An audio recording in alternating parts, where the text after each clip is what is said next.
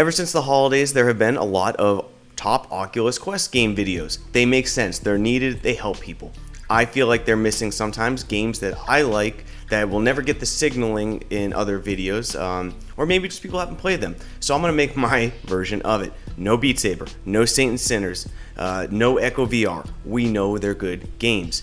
Also, I'll be reading basically the Steam or Oculus Store definition or explanation of the game, and then a really quick view and moving on. No particular order, really quick. Stay with me here. Let me know down in the comments what you would add to this list. Let me know if this is useful. I'll make more content like this if you guys like it. Let's get started. Do you want to dive into a fishing experience or just sit back and relax in mesmerizing scenery?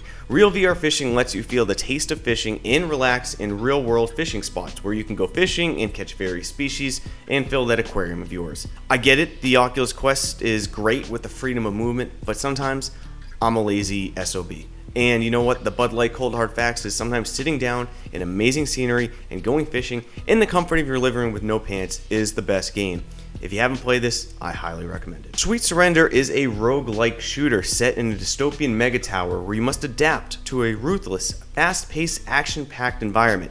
Use explosives, melee weapons, guns, and upgrades to take down the machines that are hunting you as you fight your way to the summit through procedurally generated levels. Now, everyone knows I'm extremely a sucker for roguelikes or procedurally generated levels. There's a few on this list, I'm sorry, but Sweet Surrender is just a really fun game. I went into it watching the trailer, I was intrigued, I tried it, and left pleasantly surprised. The cel-shaded type of art style works really well for the Oculus Quest 2, and while the game isn't the hardest game, you can in fact get quite overpowered towards the end.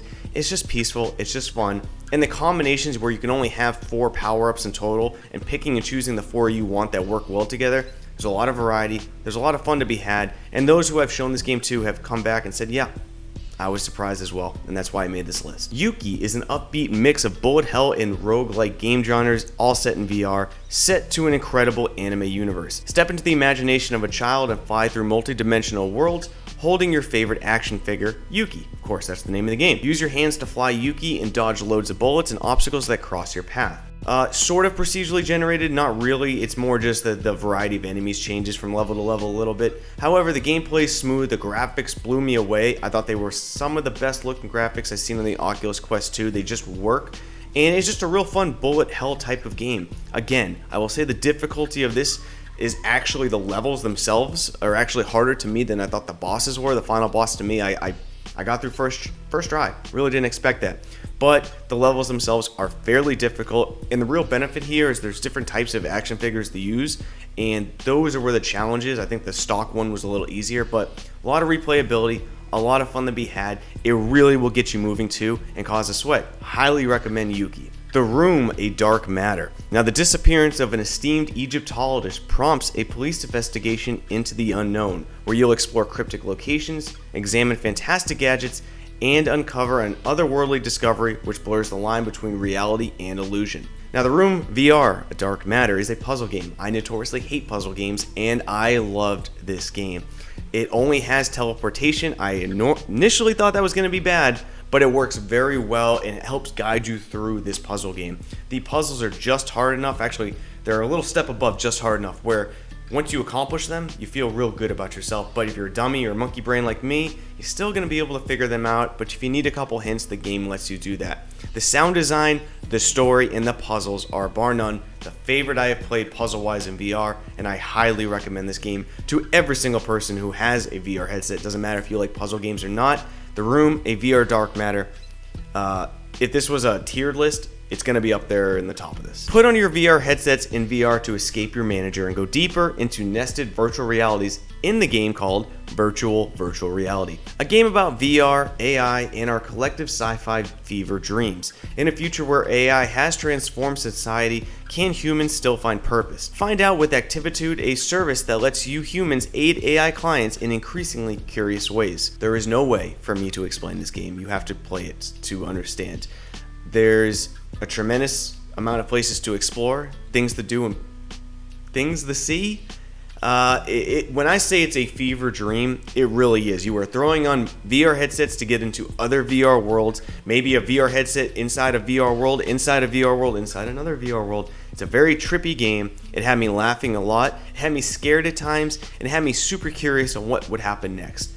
It's an experience, it is a story, and it is a game that everyone needs to play. Bend and twist reality in A Fisherman's Tale, the mind-bending VR puzzle adventure game in which being turned upside down and inside out is not merely a play on words. The Fisherman's Tale is another puzzle game on this list. I will say I liked the Room VR Dark Matter puzzles better, but the Fisherman's Tale story was bar none better. It is a whimsical, lighthearted, sad but happy story at the same time that really made me think about a lot of items in my life. People say VR stories are good and you can get immersed into them. I don't find that all the time in all my VR games. Sometimes I really have a problem identifying with the story and I'm really just playing the game.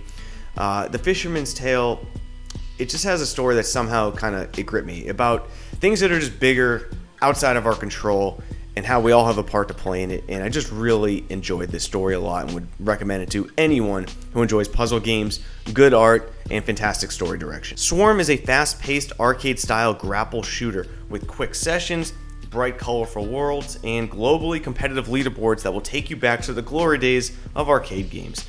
Armed with only a grappling hook and handy pistols, you'll be plunged into a flow state as you grapple, shoot, and battle your way to the heart of the swarm before it's too late. The game description there pretty much sums it up. It is a bullet hell grappling flow state game where you're if you stop moving, you're in trouble. You will just constantly move, constantly have to stay in the air, because if you fall too far, you're dead. You will just constantly be moving around your room, 360. Guys, you're moving. It is a game that at higher difficulties really peaks. I think the standard mode can get a little easy at times, but it is a lot of fun.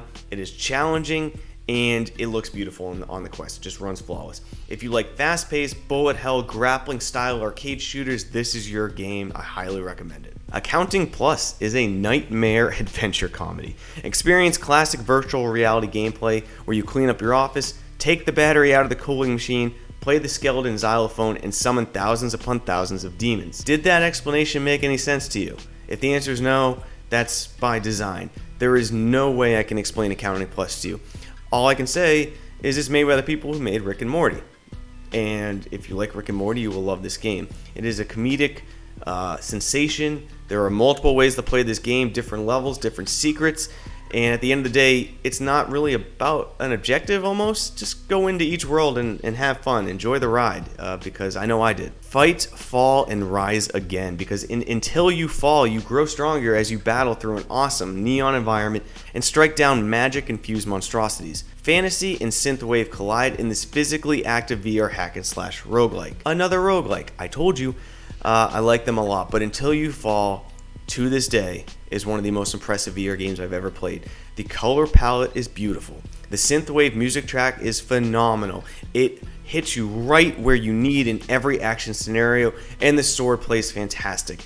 It has a sort of an arcade combat feel to it. However, this works dramatically for this type of game, because where a lot of sword games just feel like you're just wiggle sticking it, throwing the sword around, your actions in this game need to be very deliberate. The difficulty is high, especially in the hardcore modes, and it's just a treat, visually, musically, and gameplay-wise. Until You Fall, to me, if this was a tiered list, top 3 on this list. And the final game I want to talk about is Walkabout Mini Golf. Putt your way through beautifully designed courses, collect lost balls, challenge your friends, and unlock bonus levels. Realistic physics create the perfect experience for hardcore golfers and casual players alike. Mini golf has never been this fun. That last line is so true. Walkabout Mini Golf.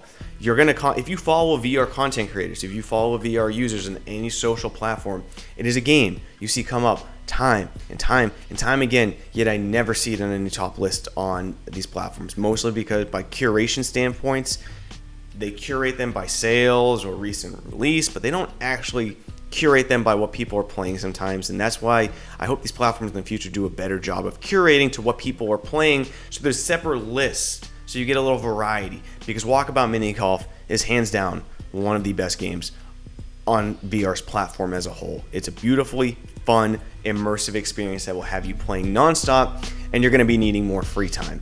So that's going to be my list for 10 games that I think every Oculus Quest 2 owner, every Oculus Quest owner, because all these games will play on Quest 1 and 2, should have in their library if they're looking for something to do.